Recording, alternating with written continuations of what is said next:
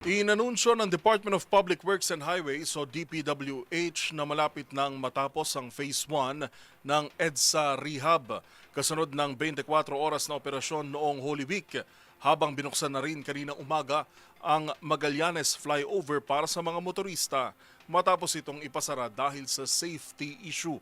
Ang iba pang detalye sa report ni Kyle Bulias.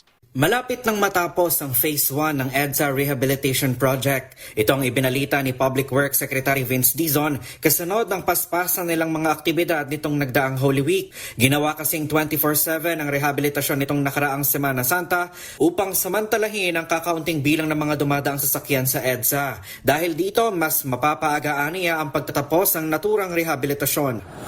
Dapat po kasi mga end of May, beginning of June pa po matatapos yung ating carriageway, yung dinadaanan ng mga sasakyan.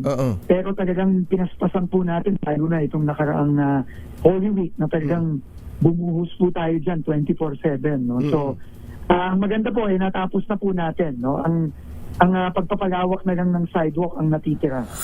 Layunin ng rehabilitasyon na palawakin pa ang mga sidewalk at pataasin ng bike lane. Sakop ng Phase 1 ang bahagi ng EDSA mula sa Orense hanggang sa Rojas Boulevard, kabilang ng Estrella, Tramo at ang Magallanes Flyover. Kaninang umaga, binuksan na rin sa mga motorista ang Magallanes Flyover na sinimulang komponehin nitong Abril 1. Matatandang isinara ang naturang kalsada dahil aniya sa safety issue kaugnay ng expansion joints nito. Para sa MBC TV Network News, ito si Kyle Bulias ang DZRH. Una sa Pilipinas, una sa Pilipino.